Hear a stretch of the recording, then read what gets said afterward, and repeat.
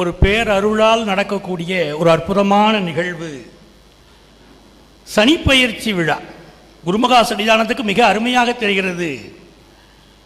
ஒரு ஆன்மீக குருவாக விளங்கக்கூடிய நமது குருமகா சன்னிதானம் ஜோதிடவியல் பேராசிரியர்கள் ஒன்று கூடல் மாநாடு என்றுதான் பெயர் வைத்தார். ஜோதிடவியல் மாநாடு தான் வச்சார். அவர் ஆன்மீக குரு. அவர் நினைத்திருந்தால் இதை ஆன்மீக மாநாடு என்று அறிவித்திருக்க முடியும் இல்லையா? அவர் ஜோதிடவியல் மாநாடு என்றுதான் சொல்லியிருக்கிறார். அவருக்கு தெரிகிறது அது விஷயத்தில் ஜோதிடம்தான் வெல்லும். ஏன்னா தலைப்பு எப்படி ஆன்மீகம் பெரியதா ஜோதிடம் பெரியதாங்கிறது கேள்வி இல்லை. நீங்க அப்படி கேள்வி கேட்டா நாங்க ஆன்மீகம் தான் பெருசுன்னு ஒத்துக்கிட்டு போயிருப்போம். நாங்கள் 4 பேர் ஆன்மீகத்துக்கு எதிரானவர்கள் இல்லை. ஆன்மீகத்தை அடிபணிந்து விட்டு தான் ஜோதிடம் பேச வருகிறேன். ஆனால் நம்ம கேள்வி என்ன? மனித வாழ்க்கையை மேம்படுத்துவது. மனித வாழ்க்கையை நமது மஞ்சக்குடி சுந்தர சிவகுமார் அவர்கள் ஒரு அருமையா ஒரு விஷயத்தை சொன்னார். கல்லை கட்டி கடல்ல போட்டாங்க. மாசில் வீணையும் மாலை மதியமும் வீசு தென்றலும் வீங்கிழ வேடியும். அதான் சொன்னீங்க. மூசு வண்டரை பொய்கையும் போன்றது ஈசன் எந்த இணையடி நிழலை கொண்டு அவரை கட்டி கல்லோடு கட்டி கடல்ல போட்டாங்க. கடல்ல போட்டோன்னே நற்றுணையாவது நமச்சிவாயவே சொன்னீங்க. உள்ள விழுந்த உடனே கடலுக்குள்ள விழுந்தவன நற்றுணையாவது நமச்சிவாயவேன்னு சொன்னார். நான் மறுக்கலை.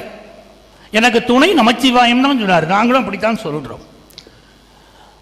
ஞானசம்பந்த பெருமான் ஒரு பாடல் பாடுகிறார். அதையும் எடுத்து சொன்னார்.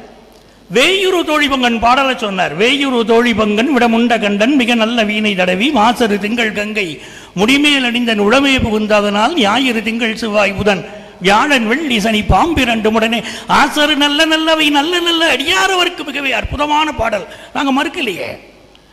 அவர் என்ன சொன்னார்? ஞானசம்பந்த பெருமான் முடிக்கும் போது அடியார் அவருக்கு மிகவேனார். இந்த கிரகங்கள் ஒண்ணுமே செய்ய முடியாது. யாருக்கு? அடியவர்களுக்கு. நீங்களும் நானும் அடியவர்களா? சாதாரண மனிதர்கள். நம்ம அடியவர்கள் இல்லை. இதை நான் சொல்லல, மணிவாசக பெருமான் சொல்கிறார். நாடகத்தால் உன் அடியார் போல் நடித்துங்கிறார். மணிவாசகர் எப்படிப்பட்டவர் எழுதுகிறார்? நாடகத்தால் உன் அடியார் போல் நடித்து நான் நடுவே வீடகத்தை புகுந்திடுவான் மிக பெரிதும் வருகின்றேன் ஆடகச்சீர் மணிக்குன்றே இடையரா அன்பு உனக்கு என் ஊடகத்தை நின்றுருக தந்தருள் எம் உடையானே சொல்கிறார் இல்லையா? அடியார் போல நாங்கள்லாம் நடிக்கிறோம் அப்படின்னு சொல்றார். எதுக்கு? எங்களுக்கு சொர்க்கம் வேணும், அதுக்காக நடிக்கிறோம் அப்படின்னார். அப்படி சொல்றவர் மிகப்பெரிய அடியார். ஆனால் அடியார்களுக்குத்தான் ஞானசம்பந்தர் சொன்னார். அந்த வேயிறு தோழிபங்கன் பாடல கூட இந்த கோள்கள் என்னை ஒன்றும் செய்யாது அப்படின்னு சொல்லி சொல்வது யாருக்கு அந்த பெருமை உண்டுன்னா அடியார்களுக்கு, நமக்கு இல்லை. இப்போ சுந்தர சிவகுமாருக்கு ஒரு பிரச்சனை வருது. அவங்க எதிரிகள்லாம் சேர்றாங்க, ஒன்று சேர்றாங்க. அவரை கல்லை கட்டி கடல்ல தூக்கி போட்டுறாங்க. நமச்சிவாயவே என்னை காப்பாற்று அப்படின்னு சொல்லி மீண்டு வந்துட முடியுமா? தெய்வத்தை நம்புகிறோம், அது வேற. ஆனா மனித வாழ்க்கைக்கு என்ன தேவை? எனக்கு உடம்பு சரியில்லை, கடவுளே என்னை காப்பாத்துன்னு வீட்டில் கும்பிட்டுட்டு நேரம் டாக்டரை பார்க்க போறேன். அதுதானே உண்மை. கடவுளே என்னை காப்பாத்தின வீட்டிலே உட்காந்துக்கிட்டு எனக்கு கை கால்களிலே பிரச்சனை வந்து விட்டது, நான் வீட்டிலேயே உட்கார்ந்துருப்பேன்னு உட்கார்ந்துருக்க முடியுமா? போய் மருத்துவரை பார்க்கணும். அப்படித்தான் மனித வாழ்க்கையில் ஒரு பிரச்சனை வந்தால் நீங்கள் ஜோதிடரை போய் பார்க்கணும். நான் ஜோதிடரை பார்க்காமல் நான் பள்ளிக்கூடம் போக மாட்டேன், பரீட்சைக்கு எழுத மாட்டேன், பாஸ் பண்ண வேண்டும் பிள்ளையார். ஏன்னா பிள்ளையார் எப்படி பாஸ் பண்ணி விடுவாரு? நீங்க மனித வாழ்க்கைக்கு இறைவன் தானே உதவி செய்ய. நீங்க சொல்றீங்களா ஆன்மீகம், ஆன்மீகம் தான் உதவி செய்யுதுங்கிறீங்க. அப்ப நீங்க ஒரு முறைப்படி பரீட்சை எழுதணும், எழுதினா தான் பாஸ் பண்ண முடியும். நம்ம சுந்தர சிவகுமார் போய் உட்கார்ந்து அவர் பேராசிரியராக உட்கார்ந்துருக்காரு. அவர் படிச்சு பேராசிரியர் ஆயிடுவாரு. ஆனா மாணவர்களெல்லாம் கூப்பிட்டு நீங்க படிக்காதீங்கப்பா, பள்ளிக்கூடம் போக வேண்டாம், பாஸ் ஆக வேண்டாம், பரீட்சைக்கு எழுத வேணாம், ஆனா பிள்ளையார் பாஸ் பண்ணிடுவாரு அப்படின்னு சொன்னா பாஸ் பண்ண முடியுமா? இதுதான் நடைமுறை. நடைமுறையை புரிஞ்சுக்கணும். நாம் மேலெழுந்த வரையா பேசக்கூடாது.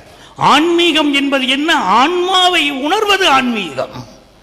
ஆன்மீகம் என்பது மிகப்பெரிய விஷயம். என்னுடைய தாய்க்கு சமமானது ஆன்மீகம். அப்படி உயர்ந்த பண்பாக நீங்க வச்சுக்கலாம். ஆனா அந்த ஜோதிடம் இருக்கு பாருங்க, நம்முடைய வாழ்க்கையில சராசரியாக நமக்கு பயன்படக்கூடிய, நமக்கு உதவக்கூடிய, உறுதுணையாக இருக்கக்கூடிய மனைவியை போன்றது ஜோதிடம். என் வாழ்க்கையில் கஷ்டமா என் மனைவிட்ட நான் பகிர்ந்துக்கிறேன். எனக்கு ஒரு உற்ற துணையா என்னுடைய மனைவி. அப்படி ஜோதிடம் நமக்கு துணையாக இருக்கிறது. அம்மா ஒரு கேள்வி கேட்டாங்க, நீங்க வந்து தெய்வங்களின் பேரை வச்சுக்கிட்டு முன்னால் அடமொழியா வச்சுக்கிறாங்க, ஜோதிடர்கள் வந்து யாராவது கிரகங்களின் பேர்களை வச்சுக்கிறாங்களா அப்படின்னா நம்ம மகேஷ் ஐயாவுக்கு தெரியும். பரணி பால்ராஜ், பரணி செல்வம், மிதுனம் செல்வம் சொல்றோம், மிதுன ராசி பேரை முன்னால போட்டுக்கிட்டாரு. நிறைய அஸ்ட்ராலஜர்கள் தன்னுடைய பெயருக்கு முன்னாலே கிரகங்களையும் நட்சத்திரங்களையும் தன்னுடைய அடைமொழியா வச்சுக்கிட்டு இருக்காங்க. அப்போ வாழ்க்கையில் இப்போ காரைக்கால் அம்மையார் விஷயத்தை சொல்றீங்க. காரைக்கால் அம்மையார் அடியார் உயர்ந்தவர். அம்மா அழகா சொன்னாங்க, பெரிய அளவுக்கு வாழ்ந்து காட்டியவர்கள், இவர்கள் எல்லாம் மேம்பட்டவர்கள் அப்படின்னு. அவங்க மேம்பட்டவர்கள் பார்த்து ரசிக்கலாம், நாம் அப்படி வாழ முடியாது. 2 மாம்பழத்தை வீட்டுக்காரர் கொடுத்து விடுறாரு. காரைக்கால் அம்மையார் கதையில 2 மாம்பழங்களை வீட்டுக்காரர் கொடுத்து விடுறார். வணிகம் செய்யக்கூடிய வீட்டுக்காரர் 2 மாம்பழத்தை கொடுத்து விட்டார். மதியானம் சாப்பாட்டுக்கு வருவேன், இந்த 2 மாம்பழத்தையும் என் சாப்பாட்டுக்கு நீ வச்சிருக்கணும்னு காரைக்கால் அம்மையார் காத்திருக்கிறார். அப்போ வரக்கூடிய அந்த நேரத்தில் ஒரு சிவனடியார் வரார் வீட்டுக்கு. வந்த உடனே அவங்க ஒரு மாம்பழத்தை கொடுத்துட்டாங்க. இப்போ ஒரு மாம்பழம் தான் மிச்சம் இருக்கு. வீட்டுக்காரர் வரார், வந்த உடனே ஒரு மாம்பழம் சாப்பிட்ற சாப்பாட்டு கேட்குறாரு, ஒரு மாம்பழம் கொடுக்குறாங்க, சாப்பிட்றாரு. அழகு ருசியா இருக்கே, ரொம்ப நல்லா இருக்கே, எங்க இன்னொரு மாம்பழம் கொடுத்தேன், அதை கொண்டு வா அப்படிங்கிறார். இப்போ இன்னொரு மாம்பழத்துக்கு நம்ம எங்க போவாங்க? சிவனை வேண்டுகிறார். இன்னொரு மாம்பழம் வருகிறது, அதை படைக்கிறாள், அமுது படைக்கிறாள். இப்போ அந்த மாம்பழம் படைச்சாச்சு. கணவர் சாப்பிட்டுட்டு, இது நான் கொடுத்து விட்ட மாம்பழம் மாதிரி இல்லையே, 2 மாம்பழம் நான் கொடுத்து விட்டேனா அப்படிங்கிறார். ஆமாங்க, நீங்க கொடுத்து விட்டீங்க.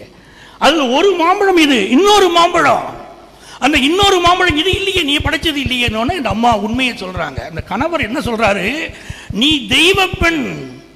காரைக்கால் அம்மையார் பார்த்து வீட்டுக்காரர் சொல்ற, நீ தெய்வ பெண், நான் உன்னோடு வாழ முடியாது. நீ மனித பெண்ணாக இருக்கிற வரை உன்னோடு நான் வாழ முடியும். இப்ப நீ தெய்வ பெண், நான் உன்னோடு வாழ முடியாது. இப்ப தெய்வீகம் என்னாச்சு? வாழ்க்கையை பிரிச்சிருச்சுன்னு எடுக்கலாமா நம்ம? அவ என்ன பண்ணினா காரைக்கால் அம்மையார் உடனடியாக சிவனை வேண்டி பேய் உருவம் தாங்கி தலைகீழாக நடந்து போகிறாள். கைலாயத்தை பார்த்து நடந்து போகிறாள். சராசரி பெண்ணால முடியுமா? உங்க வீடுகளில் அப்படி ஒரு விஷயத்தை நீங்க விட்டுட்டு வீட்டுக்காரர் பிரிஞ்சு போன்னு சொன்ன உடனே அழகை இழந்து, எனக்கு தெய்வம் தான் முக்கியம், இன்னும் நான் அழகாக இருக்க மாட்டேன், என் உருவத்தை பேய் உருவமா மாத்திக்கிறதே நீங்க முடிவு பண்ணுவீங்களா? உங்களுக்கு அழகுதானே வேணும், பேய் உருவம் மாத்திக்கிட்டீங்களா? நான் சிவனிடம் சரணடைவேன். சராசரி வாழ்க்கைக்கு அது உதவாது. அப்ப எங்க ஆன்மீகம் வருகிறது என்று சொன்னால், அதாவது திருக்குறள் எழுதக்கூடிய நம்ம சுந்தர சிவகுமார் தமிழாசிரியர் அவற்றை நான் கேட்கிறேன். திருக்குறள்ல திருவள்ளுவர் அறத்துப்பால், பொருட்பால், இன்பத்துப்பால் வச்சார். எங்கே மோட்சத்தை பற்றி சொன்னார்? அறம்பொருள் இன்பம், அறம்பொருள் இன்பம் தான் சொன்ன. ஒரு 4 விஷயங்களை பற்றி மனித வாழ்க்கைக்கு முக்கியம் சொன்னீங்கன்னா 3 விஷயத்தை தான் வள்ளுவர் எடுத்துக்கிறார். அறம்பொருள் இன்பம், மோட்சத்தை பற்றி சொல்லல, தெய்வீகத்தை பற்றி அவர் சொல்லல. நீங்க உடனே கடவுள் வாழ்த்து பாடியிருக்காரு, சாமியை பற்றி சொல்லியிருக்காரு. அது இல்ல, நீங்க மனித வாழ்க்கைக்கு மேம்படுத்துவது ஆன்மீகம்ங்கிறீங்களே, மேம்படுத்துவது ஆன்மீகம் என்று வள்ளுவர் எங்கேயாவது சொல்லியிருக்காரா? ஒரு இடத்துல கூட இல்லையே, எந்த இடத்துலையும் சொல்லலையே. அவர் என்ன சொல்றாரு, உங்க வாழ்க்கையில முயற்சி பண்ணினா நீங்க வெற்றி அடைய முடியும் அப்படின்னு தான் சொன்னார். ஆக ஆன்மீகம் என்பதை திருவள்ளுவர் கூட சொல்லவில்லை, அவரை விட பெரியவரா நீங்கள் என்பதை பார்த்துக் கொள்ளுங்கள். ஆன்மீகம் தான் மேம்படுத்தும் சொல்லல, சில தெய்வ குறள்களை சொல்லி இருக்கிறார், மோட்சத்தை பற்றி சொல்லல. இப்படி நிறைய சொல்லிக்கிட்டே போகலாம். ஆகவே அன்பு நெஞ்சங்களை ஒரு விஷயத்தை புரிஞ்சுக்கிடணும். ஆன்மீகத்தை நாங்கள் 4 பேர் மறுக்கல. ஆன்மீகம் உயர்வானது. நாங்கள் தினந்தோறும் இந்த தெய்வத்தை வணங்குகிறோம். நாம் எல்லாரும் அப்படித்தான் சாமியை கும்பிடலாம், சாமியை நல்லா கும்பிடலாம். காலையில் எழுந்திருச்சு திருநீர் பூசி திருவாசகம் படித்து திருவாசகம் முற்றோதி, இறைவா நீதான் எனக்கு எல்லாம் சொல்லிவிட்டு ஆபீஸை பார்த்து நாங்கள் கிளம்பிடுவோம். நாங்கள் எங்களுடைய கடமையை செய்வோம். அதுதான் நம்ம பார்த்துக்கணுமே தவிர ஆன்மீகம் மேம்படுத்துன்னு சொல்லாதீங்க. ஒரு உடல் நிலை சரியில்லாதவனுக்கு அவனுக்கு மருத்துவர் மேம்படுத்துகிறார், அதை அவன் உடல் நலத்தை மேம்படுத்துகிறார். அதை போல நம்முடைய வாழ்க்கையில் ஒரு பிரச்சனை என்று சொன்னால் ஜோதிடரை போய் பார்க்கிறோம். ஏன் எனக்கு வேலை கிடைக்கல, ஜோதிடரை போய் பார்க்கிறோம். எப்போ வேலை கிடைக்கும் சொல்றாரு, அங்கே ஜோதிடம் வாழ்க்கையை மேன்மைப்படுத்துது. எனக்கு வாழ்க்கையில் தீர்க்க முடியாத ஒரு சிக்கல் எப்படி தீர்க்கலாம், ஜோதிடரை போய் பார்க்கிறோம்.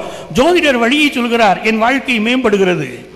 எனக்கு மிகப்பெரிய கடன் தொல்லை, போய் ஜோதிடரை பார்க்கிறேன், ஜோதிடர் வழி சொல்கிறார், அதை பின்பற்றுகிறேன், கடன் தொல்லை நீங்குகிறது, என் வாழ்க்கை மேம்படுகிறது. இப்படி மனித வாழ்க்கை மேம்படுவதை பற்றி மட்டும்தான் நாங்கள் சொல்கிறோமே தவிர நீங்கள் ஏதோ உயர்ந்த தளத்தில் இருக்கிற மாதிரி தெய்வம்தான் மிக உயர்ந்தது என்பதை நாங்கள் மறுத்ததை போல நினைத்து பேசாதீர்கள்.